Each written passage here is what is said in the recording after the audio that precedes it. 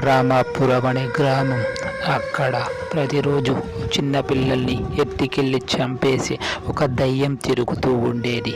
అలా తెలిసిన ఊరి ప్రజలు అందరూ ఒక చోట సమావేశం చేశారు. ఏవండి, మన ఊరిలో చాలా రోజులకెళ్ళి చిన్నపిల్లలు తప్పిపోతున్నారు. మనం ఈ మార్గం ఎలా వెతకాలో నాకు తెలియట్లేదు. మీరు వెతకండి. మన బాబు అమ్మాయి చాలా భయపడుతూ ఉన్నారు. తర్వాత వాళ్ళని ఎత్తుకెళ్తాది ఏమో అని భయంతో చాలా భయపడుతూ ఉన్నారు. ఇంటి బయటకు రావట్లేదు. అందుకే మీరు ఎలాగైనా కనుక్కోండి అని తన భర్తకు చెప్తూ ఉంటుంది రమమ్మ. రమ, అలాగే మన బాబుతో కలిసి ఊరిలో మొత్తం తిరిగి చూస్తాను. అందుకే బాబాజీని మన వెంట తీసుకువచ్చాను. ఈ ఊరిలో ఏం జరుగుతుందో మనకు తెలియదు కదా. అలాగే ఊరంతా ప్రయత్నిస్తూ తిరుగుతాను. ఎక్కడైనా ఆ ఆచూకీ దొరుకుతుందేమో అని ఎదురు చూస్తూ ఊరంతా తిరుగుతూ ఉంటారు. అలా ఊరిలోకి వెళ్ళి తిరుగుతూ ఉండగా ఊరి చివరన ఒక ఇంట్లో దయ్యం కనబడుతుంది. అక్కడ దయ్యాన్ని చూసి రామయ్య అనుకుంటాడు, ఇదిగో మనకు కనపడేది ఈ దయ్యం. మన పిల్లల్ని ఎత్తుకెళ్ళి తినడానికి ప్రతిరోజు ఊరిలో తిరుగుతూ ఉంటుంది. వీటిని ఎలాగైనా మనం తప్పించాలి. దీని మార్గం నుంచి మనం వెతకాలి అంటే మనకు ఒక స్వామీజీ మార్గం కావాలి అంటూ ఆలోచిస్తూ అలా ఉండిపోతారు. అలా తెలిసిన మరునాడు ఊరికి వెళ్ళి తన భార్యతో చెప్తాడు, రమణ, ప్రతిరోజు మన పిల్లలు ఊరిలో పిల్లవాళ్ళు ఎక్కడికి వెళ్తున్నారు నాకు తెలిసిపోయింది. ఊరి చివరన ఒక ఇంట్లో ఒక దయ్యం తిరుగుతూ ఉంది.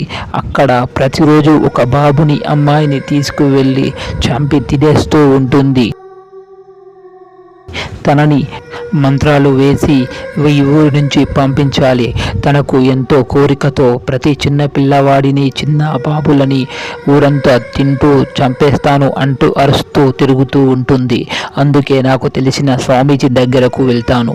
అక్కడ ఆ స్వామీజీ మంత్రాలతో ఆ దయ్యాన్ని బంధించే శక్తి మనకు ఇస్తాడు. అప్పుడు తన భార్య అంటుంది, సరేనండి, జాగ్రత్తగా వెళ్ళిరండి.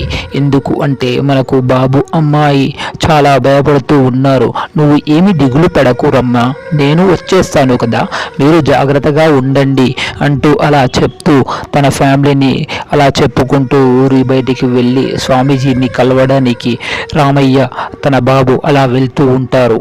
కొద్ది దూరం వెళ్ళాక అలా తనకు జాడ తెలిసిన వెంటనే స్వామీజీ దగ్గరికి వెళ్ళి, స్వామి, మా ఊరిలో ఒక చిన్న ప్రాబ్లం వచ్చింది. నీవు ఆ సమస్యని ఎలాగైనా తీర్చాలి. మా ఊరిలో చిన్న అమ్మాయిలు అబ్బాయిలను ఒక దయ్యం తీసుకువెళ్ళి ప్రతిరోజు రక్తం తాగి చంపేస్తూ ఉంటుంది. ఆ దయ్యాన్ని మా ఊరి నుంచి ఎలాగైనా దాన్ని బంధించి నాశనం చేయాలి. మీరు ఎలాగైనా మాకు మార్గం చెప్పండి స్వామి అని అంటూ రామయ్య తన వీడు గోరని చెప్పుకుంటూ ఉంటాడు. అలా తెలిసిన స్వామీజీ ఆలోచిస్తూ ఇతనికి మార్గం ఎలా ఇవ్వాలి అంటూ వెతుకుతూ ఉంటాడు. మరుసటి రోజు ఊరిలోకి దయ్యం మెల్లగా నడుచుకుంటూ వస్తుంది.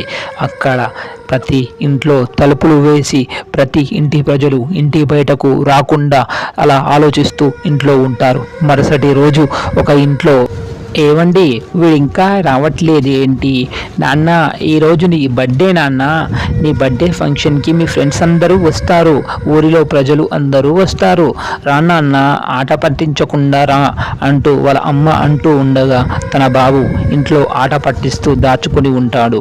అలా దాచుకున్న బాబుకు బయట నుంచి ఒక శబ్దం వస్తుంది, రా, బయటకు రా, నేను వచ్చాను, రా నాన్న రా అంటూ ఒక శబ్దం రాగానే దయ్యం అటువైపు వెళ్తూ ఉంటుంది.